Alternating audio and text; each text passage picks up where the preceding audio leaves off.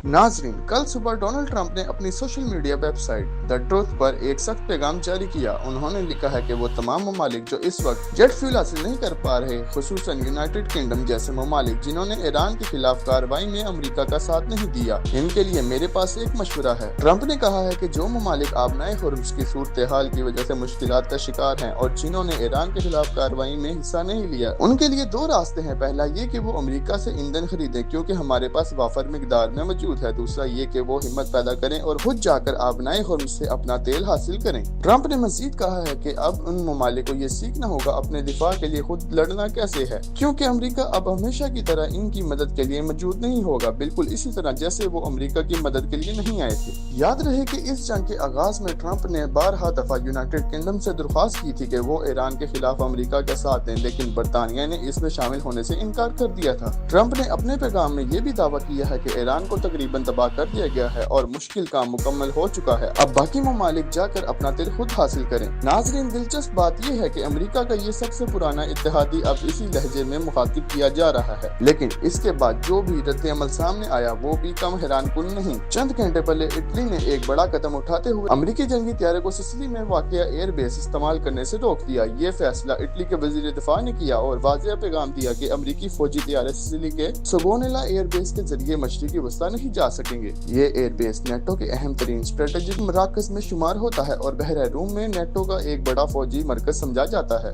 Reports के मुताबिक अमेरिकी बमबारी तैयारे ने पहले से इजाजत लिए बगैर फ्लाइट प्लान जमा करवा दिया था और इटली की फौजी क़यादत से बाकायदा इजाजत नहीं ली गई थी, जिस पर रूम ने सख्त रद्द अमल देते हुए कहा है कि ऐसे मुमकिन नहीं, पहले इजाजत लेना जरूरी है। ये फैसला अमेरिका के लिए एक बड़ा दचका करार दिया जा रहा है, खसूसन ऐसे वक्त में जब ट्रंप अपने इत्तेहादियों से सख्त लहजे में बात कर रहे हैं। सिर्फ इटली ही नहीं बल्कि स्पेन ने भी इस मामले पर अमेरिका के साथ देने से इनकार कर दिया है। स्पेन के वजीर आज़म ने कहा है कि हम किसी ऐसे कदम का हिस्सा नहीं बनेंगे जो दुनिया के लिए नुकसानदेह हो। ट्रंप ने इसके जवाब में स्पेन को मुकम्मल तिजारती पाबंदियों की धमकी दी है, जिसके बाद स्पेन ने अमेरिकी जहाजों को अपने फौजी अड्डों से निकाल दिया। इसी तरह जर्मनी के वजीर दफा ने भी वाज़ेह कहा है कि ये हमारी जंग नहीं और न ही हमने इसे शुरू किया। उन्होंने तंज़ी अंदाज में कहा है कि क्या अमेरिका वाकई ये तवक्को रखता है कि चंद यूरोपीय जंगी जहाज वो काम कर लें जो एक सुपर पावर होने के बावजूद अमेरिकी बहरिया ना कर सकी।